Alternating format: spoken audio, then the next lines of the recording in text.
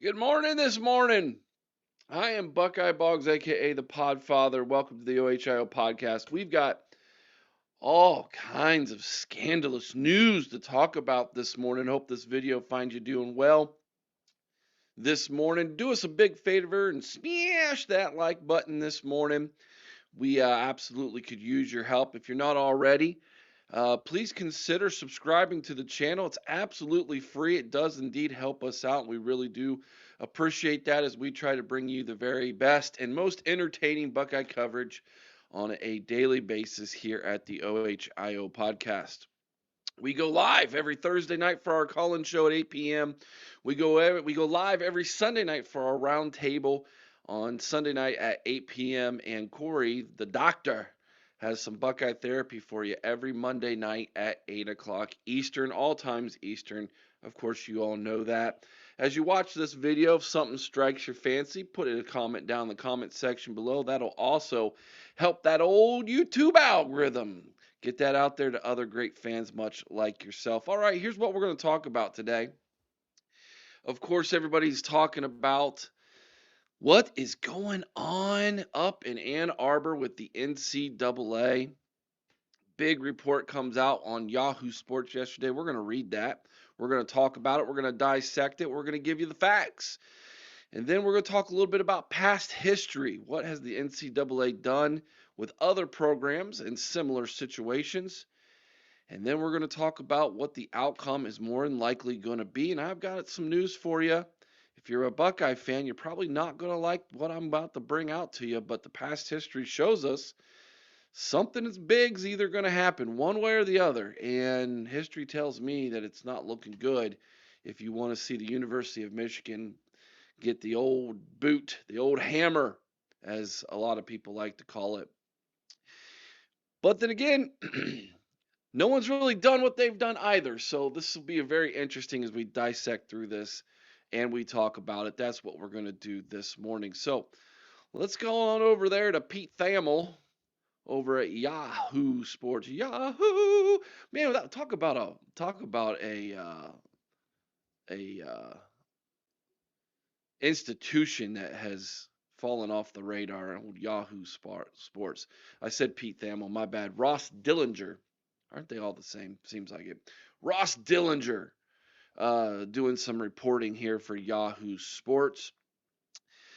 Michigan fighting allegations made by NCAA and Connor Stalions sign stealing saga. Let's dive into this. Michigan and the NCAA are in for a long, bruising fight over allegations related to the Connor Stalions led advanced scouting and sign stealing scheme. Yeah, if you all thought this was going to be taken care of anytime soon, boy, oh boy, we are in for a long, long fight. You'll see what I mean by that here in a little bit. Anyways, there's a 137-page document, just a portion of this, mind you, in which Yahoo Sports obtained. Michigan makes, and what is a portion? 15 pages, 30 pages, 50 pages? Did they get half of it? We don't know. It's just a portion, it says. Michigan makes it clear that it will not enter in negotiated resolutions with the NCAA over the alleged wrongdoing, vigorously defending its former head coach, Jimmy Harbaugh, current head coach, Sharon Moore, several staff members, and even Connor Stalions, who they fired, by the way, but they're defending him here, I guess. And then he goes on to say the low-level assistant who orchestrated one of the most elaborate sign-stealing systems in college football history on the way to the school winning the 2023 national championship, and Connor Stalions becoming the GOAT to Michigan fans and the demise of rest of college football. Anyways, an NCAA spokesperson confirmed that the association received Michigan's response, but this person declined to provide additional details and refused to confirm the document that Yahoo Sports obtained. Michigan spokesperson declined comment when reached, citing the ongoing nature of the investigation. A Big Ten official declined comment as well. Everybody's declining everything. No one wants to say anything out loud. That's what we're here for. We're going to say it all out loud this morning.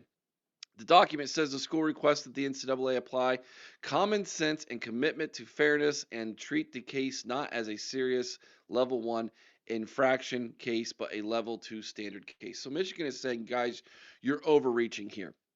The document details 11 allegations against the school, 6 of them which are deemed as level 1. And Michigan's saying that this is without merit or credible evidence, the school contends. And they also are backing Jim Harbaugh, current head coach for Moore, who was an assistant on the staff during Stallions' advanced scouting operations, et cetera, et cetera, et cetera. All right, let's get down to some of the more juicy stuff, right? 2 years ago, a separate investigation, mind you, found both Harbaugh and Moore guilty of COVID-era recruiting violations. In that case, Michigan was placed on a 3-year probation, and Harbaugh received a 4-year show cause order that effectively prevents him from coaching in college football again, basically. In its response, the school acknowledged that some impermissible in-person scouting appears to have occurred. It appears we may have cheated, though less than the NCAA claims, and that some recruiting violations occurred as well. All of the wrongdoing, it says, will be addressed in the Committee on Infractions hearing, and it will advise committee members of self-imposed penalties. Michigan believes that the COI will see the actual evidence as not borne out, the NCAA's initial assessment of the resulting sensational public narrative, or the approach taken in the notice of allegations. Despite producing phone, computer, and other data to the NCAA, investigators have not proven that any coaches were aware of, much less participated in the scheme, Michigan says. This is false. That is not true. It is a fact that Michigan did indeed have coaches who participated in this. There's video evidence of it. There's literally coaches on the sideline looking at Connor Stallions. He's reading the signs. He gives it to them. The coach then points up. All the players point up, indicating that Ohio State's about to make a pass. This has been proven. It is factual. Everybody knows it. Now, let's get into what I believe is the most juiciest aspect of this. Sharon Moore's deleted text. Now, before we dive into this and we actually read it, let me be completely serious with you. And if you are a dude, if you are a guy, you cannot look me in the eye and tell me that the reason why you deleted texts is because of the excuse Sharon Moore gives here. That is a bold-faced lie. Every dude knows it. You delete texts for one of 2 reasons. Number 1, you're hiding evidence. You don't want the truth to come out. Number 2, there are some dirty, bad pictures on there that you don't want anybody to see, and it's embarrassing to you. So 1, you're trying to hide the truth. 2, it's embarrassing to you. Those are the only reasons why you would delete those texts. Not the third option that Sharon Moore gives here. It is completely false. Everybody knows it's false. Sharon Moore knows it's false. Michigan knows it's false. And if you sit here and you say to me, Eric, the reason Sharon Moore gave is absolutely 100% true, you are lying to yourself. You are a fool. You are an idiot. End of story. End of story. You are. All right, here we go. The NCAA's 11 allegations against the school, 6 of them related to Stallions and his scheme. One of those allegations stands as the most serious and impactful for the current state of the program. Moore, then an assistant, deleted 52 text messages with Stallions on the very day that the Yahoo Sports story broke. 52 text messages. Y'all remember when Urban Meyer deleted text messages? Yeah, he did. Why? They weren't good. That's why. Okay? So, these excuses that these coaches give when they delete text messages are BS. They're 100% BS. Sharon Moore's excuse was BS. Urban Meyer's excuse was BS. They're all BS. All right. In its response, Michigan and Moore acknowledged the deleted messages. However, the school contends that the text messages were innocuous and not material to the investigation, and that Moore cooperated fully with the investigation, even turning over his phone for imaging a move that revealed the previous deleted messages. The coach told school officials that he deleted the messages. Listen to this. This is so crazy. So bad. Gosh, this is such a cringe answer. The coach told school officials he deleted the messages in anger and frustration shortly after the bombshell news story broke, suggesting that he did not want one person, including Connor Stallions, to receive credit for all the work that coaches and players put into the championship run.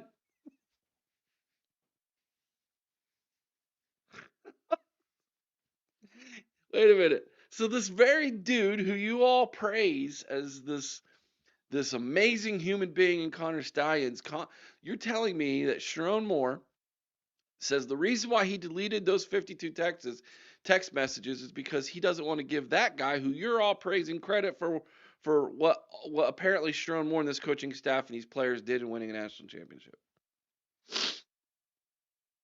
Okay, sure. And I've got oceanfront property in Arizona, dude. Give me a break. That is a bold-faced lie. Everybody knows it's a lie. It's a lie. Okay. Now, let us look at there's the story goes on, the article goes on. I really suggest that you read it. I'll put this in the I'll put a link down in the show notes so that you can go read this article. It goes on to talk about the Connor Stallions cheating scheme, talks about Jim Harbaugh's time and what he has done, but that's the juicy stuff. That's in a nutshell. That's the juicy stuff in this document. So let's talk about the facts. All right. Here are the facts. The University of Michigan has been involved in multiple NCAA violations, okay? In multiple programs, by the way. First, you got Jim Harbaugh, former head coach, violated recruiting and inducement rules and was ordered a show cause for 4 years. All right, that's done and over with. Everybody calls it Hamburger Gate, right? Non-coaching staff members participated in coaching activities, and the school failed to monitor the program. That also happened. No one talks about it. Then you have Sharon Moore, his text messages. He was also in violation during impermissible scouting going on during COVID. He was a part of that as well, or not during COVID, but he's been accused of that as well and found guilty of that. The school was then put on probation on probation for 3 years that will run through April 9th, 2027. Now you have the basketball program, by the way, and we won't get into all of that. But Michigan has self-imposed sanctions on that one. And this was all the way back to November of 2002. So, I mean, this is a continual issue within their athletic department, including the most recent stuff with Juwan Howard, which was a disgrace, and they moved on from that. Then you had allegations about the hockey team, and it's just a mess in Ann Arbor. How in the world that athletic director Chewbacca still has a job is beyond me. It is just absolutely, and not only that, was actually on the playoff committee, the head of the CFP playoff committee. What a joke, right? So, in a nutshell, here are the facts, right? Connor Stallions, let's go back. Jim Harbaugh and Michigan skated the game in 2020, COVID year, right?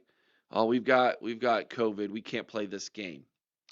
And the very next day, the majority of the team is over there practicing. So they could have played the game.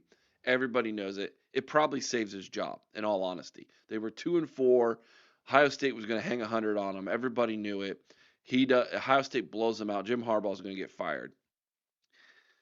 Hey, he for the first time in like over a millennia, right? In 100 years, whatever, um, in a century, they don't play the game. They don't play the game. We just can't. We're too sick, which was BS. Goes into the offseason.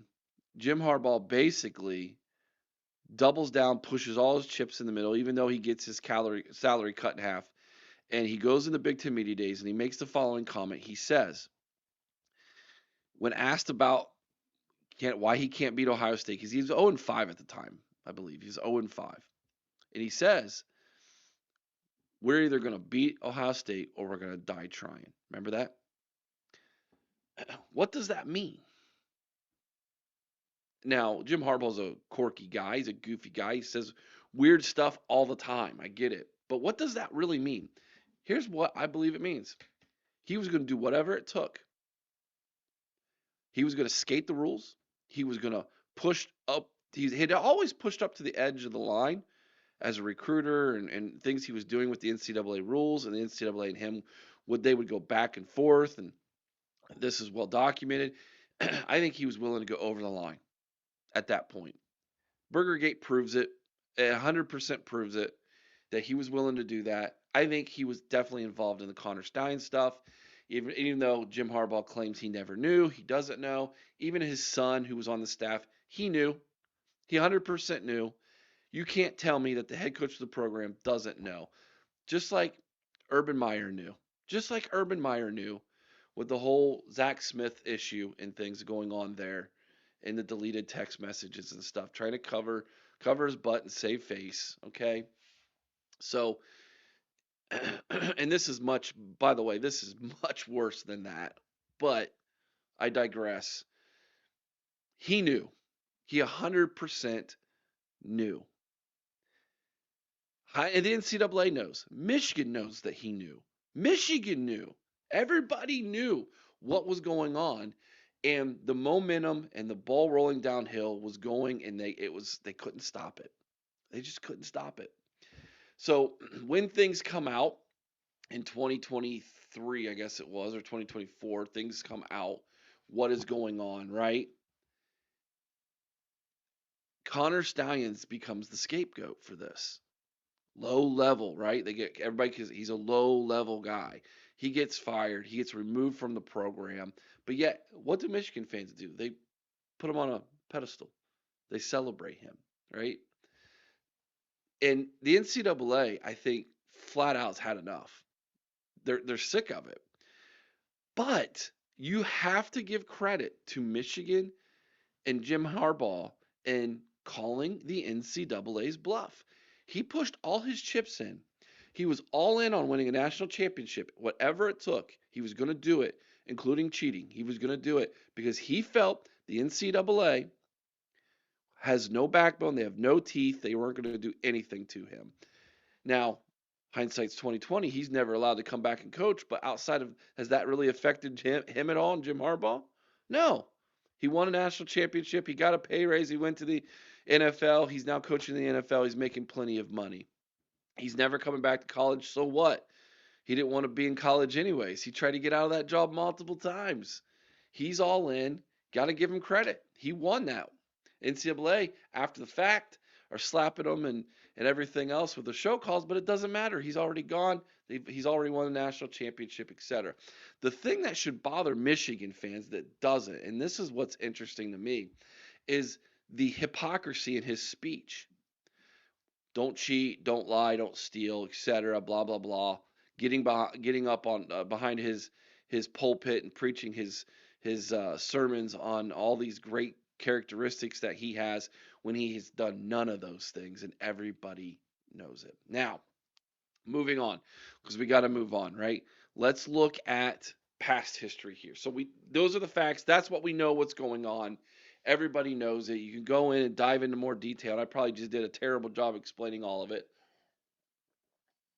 But in a nutshell, coming from Ohio State's perspective, the best of my ability, I tried to give that an explanation for you. Now, past history. Let's look at the most recent Tennessee, right?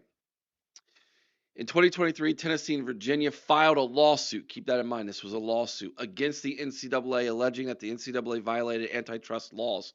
The lawsuit challenged the NCAA's NIL recruiting ban, which limits how student athletes can use their NIL. The states argued that the ban harms student athletes and violated federal antitrust law. And the outcome of this was basically Tennessee was investigated for NIL violations, including the use of private jet to fly a recruit to campus.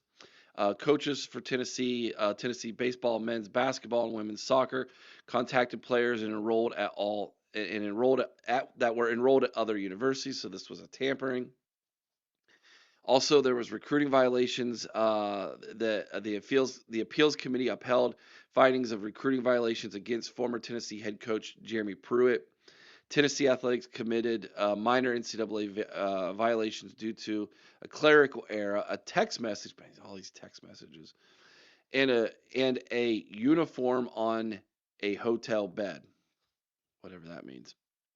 Anyways, long story short, Tennessee goes to court against the NCAA, and Tennessee wins. By the way, this is why I believe, and I'll get to this in number 3. This is why I believe Michigan is taking such a hard stance here.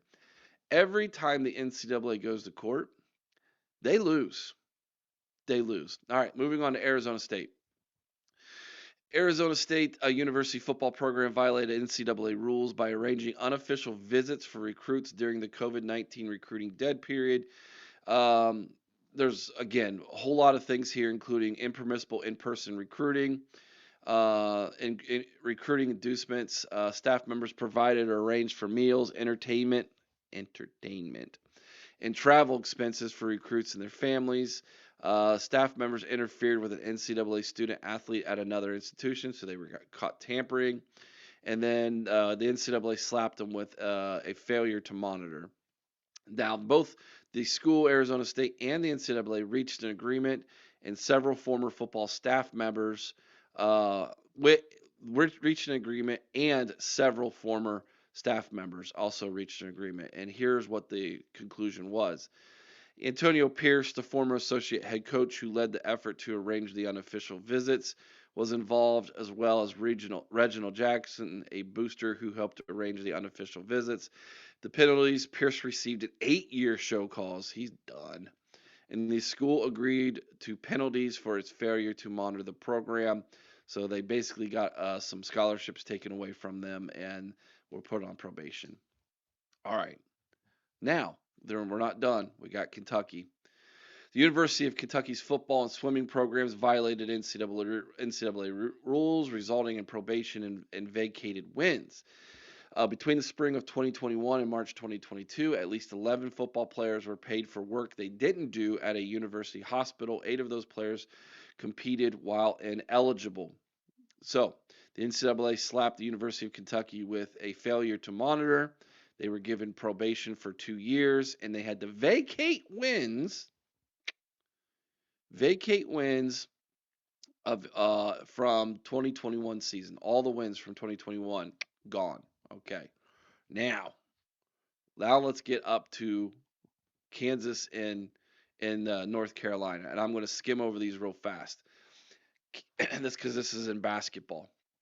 Kansas literally was channeling with their work with Adidas, their contract with Adidas. They were funneling money to recruits, trying to get them to convince them to go to Kansas. Okay, so it was improper funds being used in recruiting, essentially. They have telephone calls where Kansas basically is admitting this. The result of that was basically a lot of people thought Kansas should have gotten the death penalty. They literally have to take down their Final Four banner. That's it. That's all that happened to them. North Carolina, what was going on over at Chapel Hill? Well, they were basically fudging grades and creating false classes for students to go to, and changing grades for those guys so that they can continue to play because they really weren't going to school. Again, the result: probation. Not a whole lot done to them, but if you see the pattern here, the pattern is this: schools are violating rules, they're breaking rules. The NCAA catches them, they come together, they negotiate.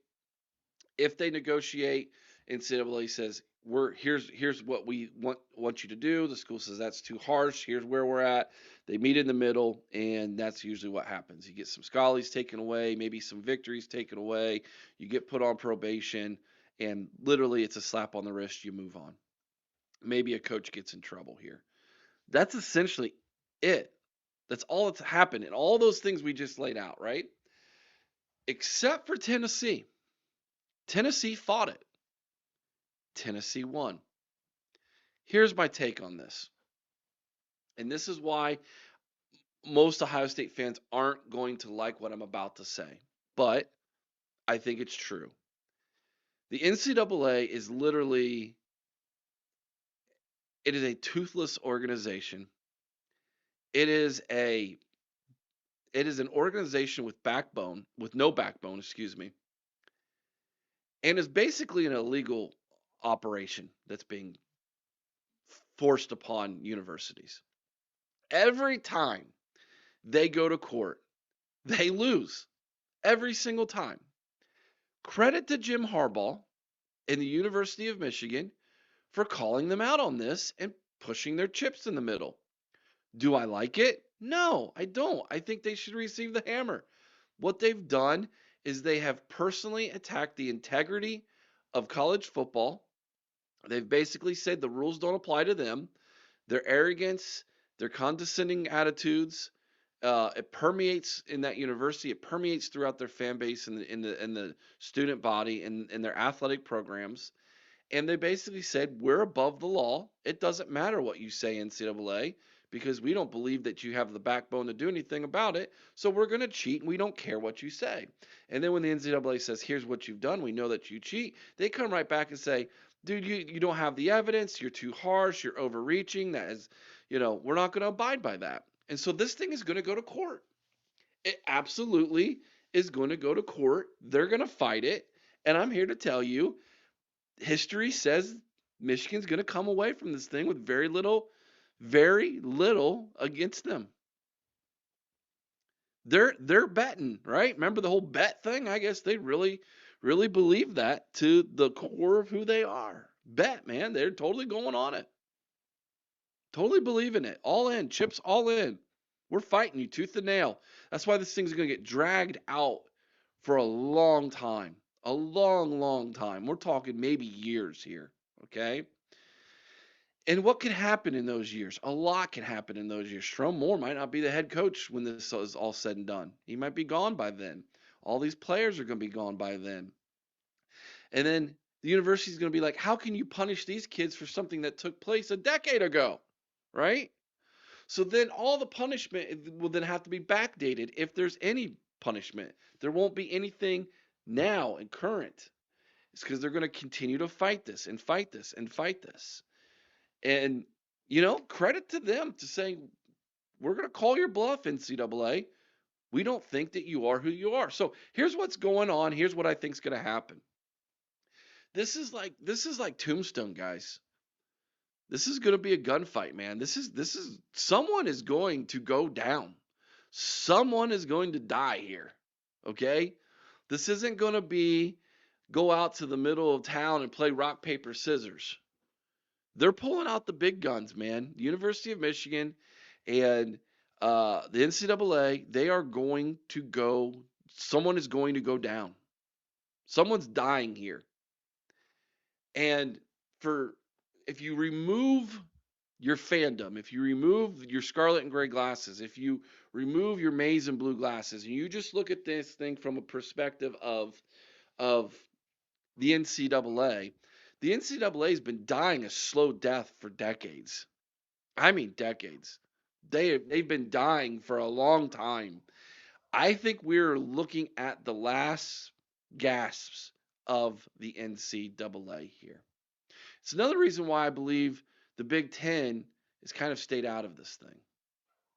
Because I don't think the NCAA wants to be supporting something that then dies and then they have egg on their face because the commissioners and the conferences are going to have to take over. So I think the Big Ten's kind of staying off, going, well, if you guys are going to go to this gunfight and you're going up against the University of Michigan and you get shot and you're done for, adios. We're going to pick up the pieces of the control here, right? Now, on top of that, if the NCAA actually has more legal backing than what I think they do, then I think they're going to come down with the hammer. And all this talk from the Michigan fans about we're nothing's going to happen here, and et cetera, et cetera. That's not true. The NCAA does indeed want to hammer them. I think they want to vacate wins. I think they want to take away the national championship.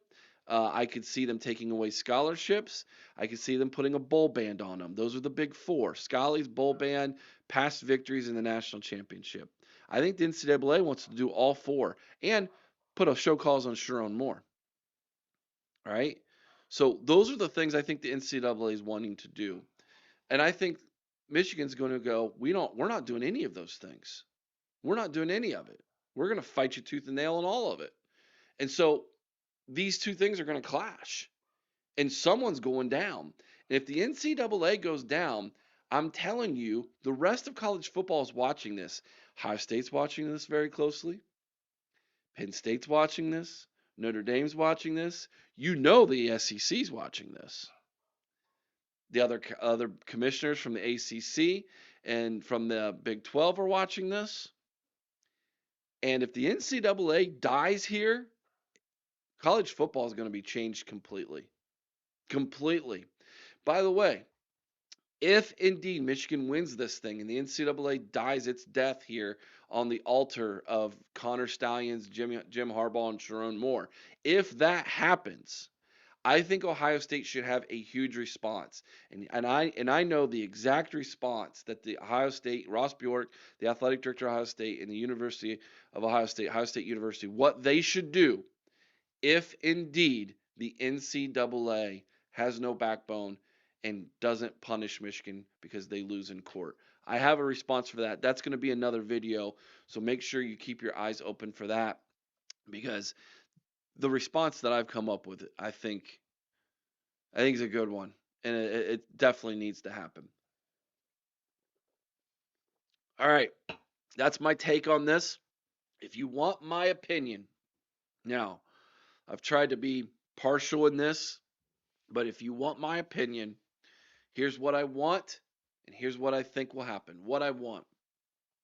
What I want to do is I want to wake up and I want to see Michigan admit that they cheated. I want to see Michigan take down the Big Ten championship banners. I want to see them hand over the national championship. I want to see them vacate wins. That's what I want to see. I want to see them have at least a one season, if not two season bowl ban, and I want to see a reduction in scholarships. That's what I want to see. What I think is going to happen. What I think is going to happen here is the NCAA is going to die. I think they're done. I think Michigan's called their bluff. I think Michigan is going to basically be the nail in the coffin for the NCAA. And when this is all said and done and it goes through the courts and nothing happens over all these years that this thing is fighting out, when it's all said and done, the Big Ten and the SEC are going to pick up the pieces and they're going to come together, and college football is going to be completely changed from here on out. What I think you're seeing is the Alamo here for the NCAA. Remember the Alamo. You're seeing the gunfight at the OK Corral. This is the last stand, right? This is NCAA's last stand. I believe this firmly. We're watching Michigan come into the room where the NCAA is hooked up to the ventilators, hooked up to all the machines here, and they're going to pull the plug. And the NCAA is going to die. That's what I think is going to happen. I don't want it to happen, but I think that's what's going to happen. All right, let me know your thoughts in the comment section below. I'd love to get your opinion on this as well. This is such an interesting topic, and we're going to find out over time. We're not going to find out anytime soon. I promise you that. It's going to be a long, long fight, and I don't want to be one of those people that gets all riled up and excited. No, the hammer's coming. I just don't. I have zero faith in the NCAA. They're not the same organization. that hammered SMU in the 80s or 90s, whenever that was. Early, I think it was late 80s. They're not the same organization that hammered Miami. They're not. They're toothless. They have no spine. They have zero power. They're basically an illegal operating organization, and they're about to die. That's my opinion. All right, guys, let me know what you think. Thank you so much for watching. Till next time, be kind to one another. I owe someone's OH and Carmen High with all your heart. Go Bucks.